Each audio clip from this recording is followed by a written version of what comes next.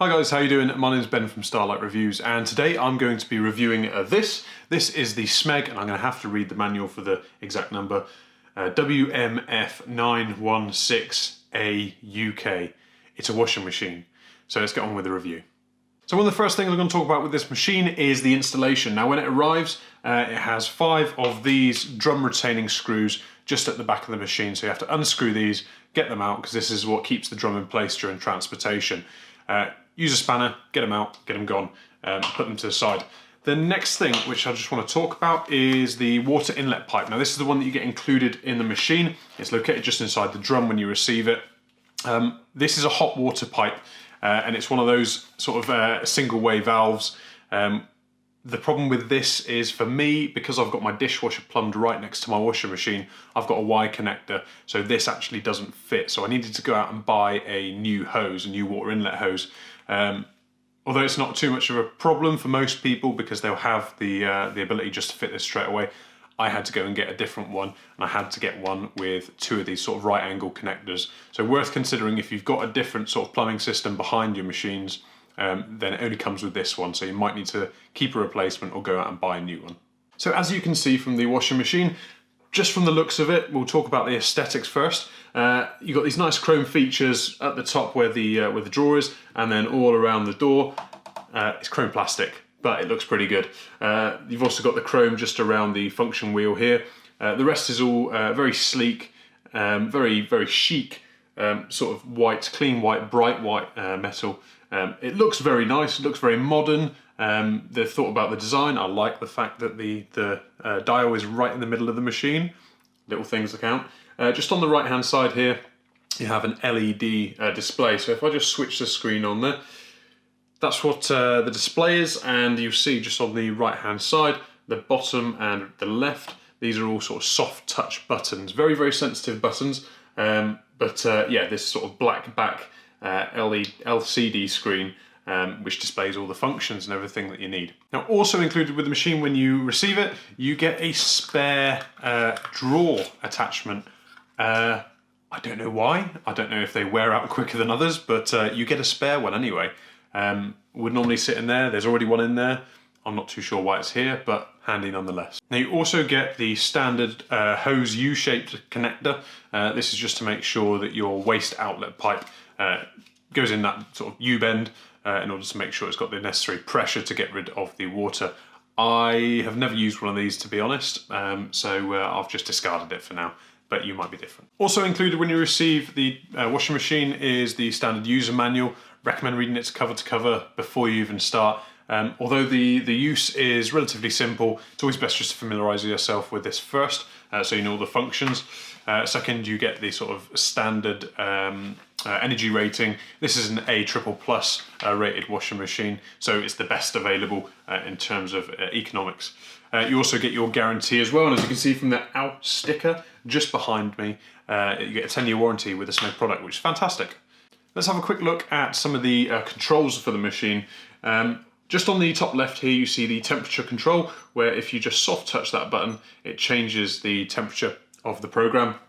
Below that is the RPM, the spin cycle. See how many revolutions per minute you want. Just underneath, you can select pre-wash, steam, extra rinse, anti-crease, or delay timer.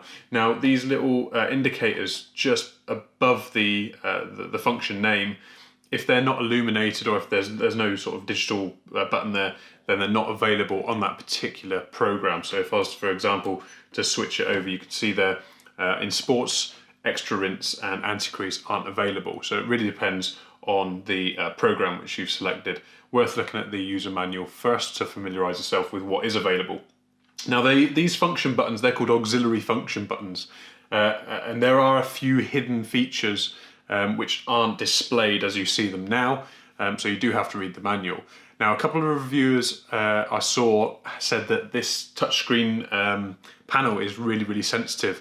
Now I myself haven't had any problems. Some people have reported that they can actually change the functions of the program whilst it's in cycle. I've never felt that by walking past. I've never been able to change it, and but you can tell just by rubbing it gently that things can change. Handy little feature, if you press and hold the steam button, you'll see it counts down 3, 2, 1, and that initiates a child locking mechanism. So just to prevent any changes in cycle, it's worth just setting that in case you do find that you have that problem as well. And it's simply just press and hold to take that off, and that's it sorted. Now there's one very big difference about this machine which I found with my previous models, and that's the duration of the programs. So for example, I use mixed a lot because I do a lot of sort of mixed loads, and I do it on 30-degree temperature. As you can see, the time for that is 2 hours and 35 minutes, which is pretty lengthy. My last machine did it in about 1 hour 20, so we're talking even more than an hour on top of my sort of standard wash time. Now there's got to be a reason why Smeg have chosen this, because the shortest setting, flip it round to 14 minutes, which is a very, very quick sort of refresh cycle. But if I go up to say cottons or cotton eco, for example, and I take the temperature all the way down to 30, you can see 3 hours 15, take it down to 20 and it goes down to 2 hours 15. So all of these programs are pretty lengthy. I haven't found one yet which is below 2 hours. So it's worth noting if you like to do a lot of little or quick washes. Unfortunately, this machine doesn't have any sort of shorter cycles than less than 2 hours. So definitely worth considering. I know I tend to do all my washing in a very short space of time, and so now it takes me about 2 to 3 times as long with this machine to do my washing. So as you can see inside, we have this massive 9 kilogram capacity drum, which is perfect for my family. I'm a sort of small to medium sized family, and because of this longer wash cycle, it really necessitates the increased capacity drum. So when I put a few washes on, generally things are coming out looking and smelling cleaner. So really, these longer cycles could actually be doing a much better job, or should be doing a better job. But actually there's evidence to suggest that a longer cycle is much better in terms of laundry cleanliness. So there's not much else which I can really say about this machine. It's a pretty bog standard machine. There's not a lot between washing machine models in terms of features or programs. Obviously this one has generally longer programs, but aside from that, it does everything that you'd expect a standard washing machine to do.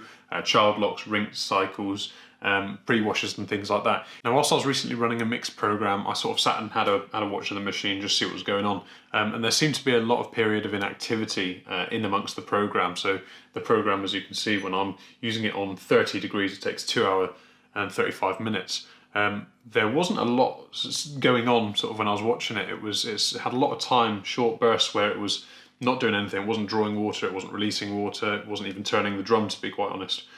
So I'm not too sure if the program is unnecessarily long or whether there is a reason behind it. I'm not too sure. But one thing I did notice when I was using the machine is just how quiet it is. I hardly noticed it was on, to be honest, and I actually completely forgot it was on.